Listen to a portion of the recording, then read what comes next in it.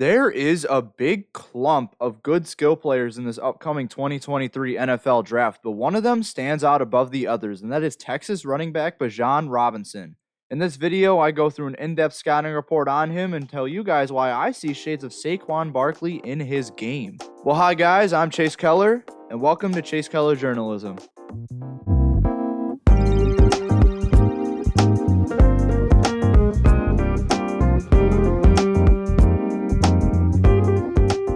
Hi guys, I'm Chase Keller, and in this video, I'm giving you guys a scouting report on Texas running back Bijan Robinson, a projected first-round pick in the 2023 NFL Draft. I went into this video knowing a lot about Bijan Robinson, but I didn't know too much about his positives, his concerns, just neutral takeaways from his game. I only knew that he was one of the best running backs in college football. So, in this video, I watched 3 games from his 1,500-yard 2022 campaign. I took away as much as I could, and I'm going to give you guys a quick little scouting report on Robinson. In my latest mock draft, I have Bijan Robinson going number 27 to the Bills. That'll be linked in the description. But in my next one, I feel like there's a change of things, and I do think I'm going to surprise a bit of people with where I have him going in my mock draft 2.0. That is yet to come. It will be coming out next Thursday, so stay tuned for that. If you are new to this channel, I do a lot of analysis on football, whether it's the NFL or college football, but I also like to dabble in other sports. So if you like that kind of content, please leave a like on this video and subscribe to the channel to see more of these scouting reports, see more analysis videos in general, or just subscribe because why not? Without further ado, let's get into this scouting report on Texas running back Bijan Robinson. The first 2 individual scouting reports on my channel have covered guys who are undersized for their position, yet great prospects. Robinson, on the other hand, maintains great stock and average size for his position. Coming out at 6 foot 222, according to Texas, he brings great potential for his vitals and could come out around 230 to 235 to extend his strength attributes, which we'll discuss later.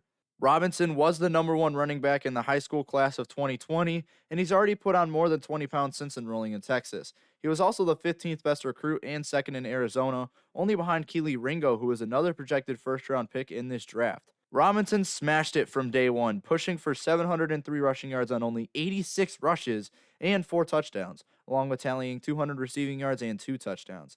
Afterwards, he put together back-to-back 1,000-yard seasons, including his 2022 All-American First-Team campaign with 1,580 rushing yards, 314 receiving yards, 20 touchdowns, and 100 rushing yards in 9 of 12 games this season. He's not just a college running back like some of those other great running backs like Blake Corum, Chase Brown, and etc. And right now, I will show you why he is such an elite running back. The positives and potential of Robinson are great, and he's one of those high-ceiling, high-floor prospects. In his 3 years at Texas, he dealt with under-average offensive line play, yet still shined and displayed his exemplary skill set at high levels. The most important skill in a running back prospect is their vision. The ability to identify holes in the offensive line is the best way to appeal to NFL scouts, and backs without the ability to do so rarely develop into these elite players. What have we learned from Trent Richardson? Bijan Robinson's vision is like no other prospect in this draft, and it is one thing to identify the holes, it's a whole nother thing to execute through them. His decision process behind the line is extremely quick, which is key when behind a line like Texas's.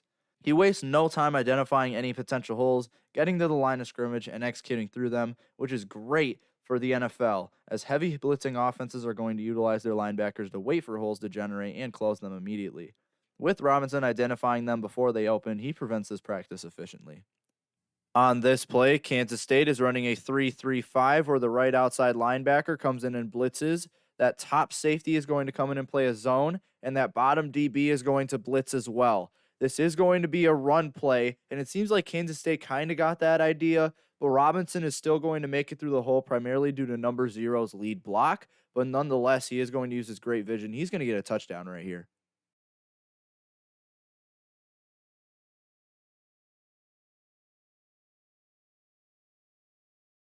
Another thing that Robinson is great at is creating his own holes or forming a facade to jump to another hole. On this play, Alabama brings in a pretty hefty blitz, assuming that there will be a run, which there is for Texas's side. They have that bottom tight end comes down to block over there, and they try and block that left side as much as they can to get Robinson. What's going to happen is that black hole near the bottom is going to be filled with that blitzing linebacker and that edge rusher. And that linebacker zoned in the middle with the black circle, he's going to cover up that hole So there's about nowhere where Robinson can go. Yet with his vision, he is able to cut outside, go in between two defenders, and actually get a few yards.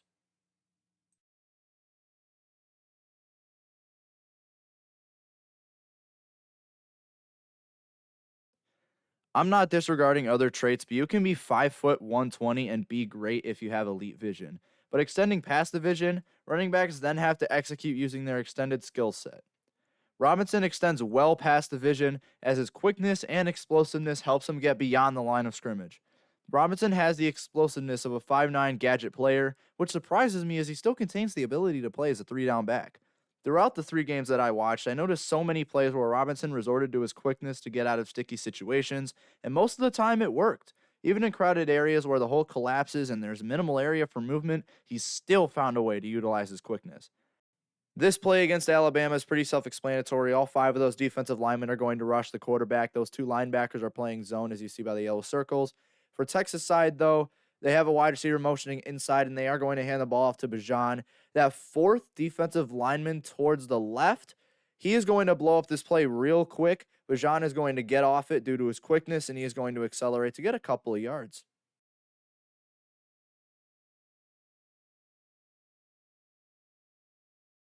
Robinson is very explosive in the open field as well, or even to generate openings. Instead of relying on his quick feet and deceptive moves, he will sometimes use his elite acceleration to either hit an edge or quickly fight through a hole before closing.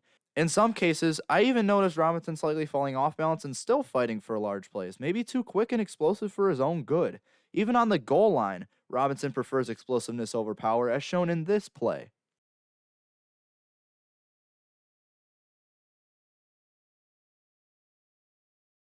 Expanding past the first and second levels of defense, Robinson is especially great at using his quickness and explosiveness to lead past thin secondary defenders to extend the long runs. Even though defensive backs tend to be more shifty than anyone else on the defense, he still finds ways to hook around them, like on this play right here.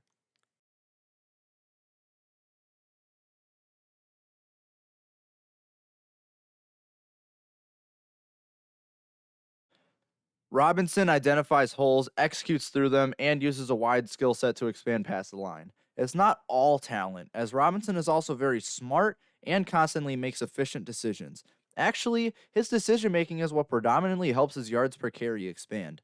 Quickly identifying holes falls under decision making, but the section of IQ that I want to discuss is the ability to almost never make bad or cocky decisions. Not once in the games that I watched did Robinson make a decision based on what he thinks he can do.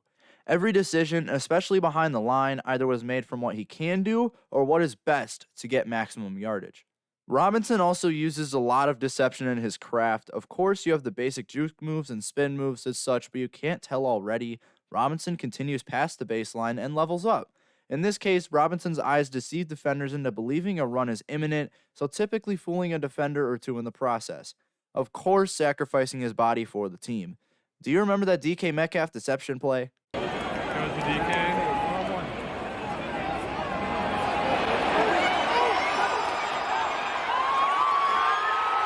That's what Robinson does successfully and efficiently, as one example shows here.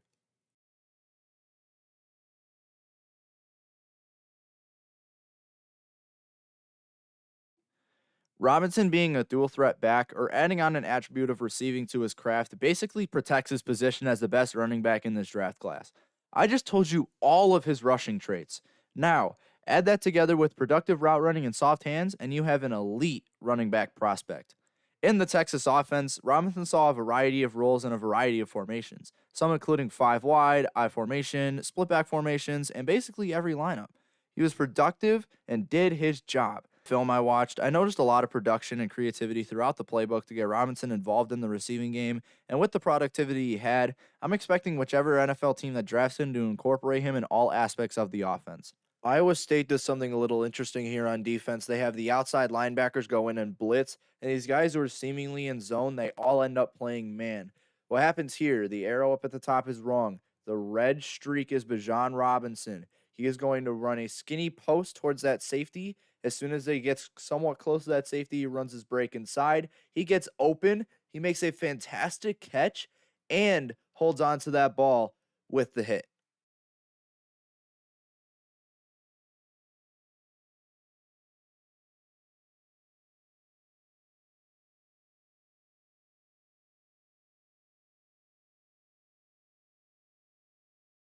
To round out the positives here, there is a lot to love about Robinson. He isn't a perfect prospect, but with the fact that he has already established himself as an NFL starting caliber running back, especially behind that mediocre offensive line, is fantastic. I will hand him my prospect grade at the end of this video, but for now, there are some concerns that I want to touch on. As I said, Robinson isn't the perfect prospect, but these areas of improvement aren't nagging too much. While Robinson isn't an awful blocker, his timing will need to improve at the next level if he wants to be a fully productive three-down back. In the film, I noticed a lot of great ideas to block, but on many occasions, the blocker, no matter the size, got around Robinson because of his poor timing. Even then, during the rest of the blocking process, Robinson excels and has shown shades of being a productive blocker. One thing I love about his game is the contact he creates even if he is extremely overpowered in strength.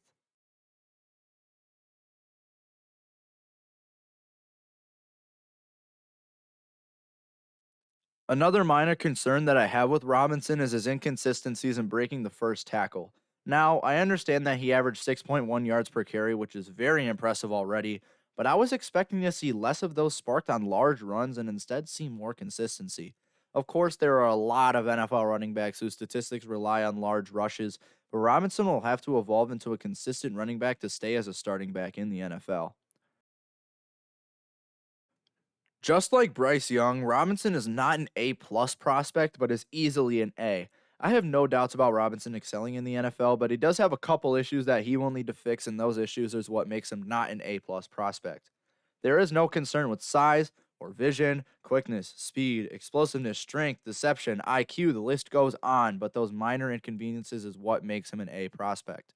Yet, a big combine or a big pro day performance could level himself to an A plus by draft.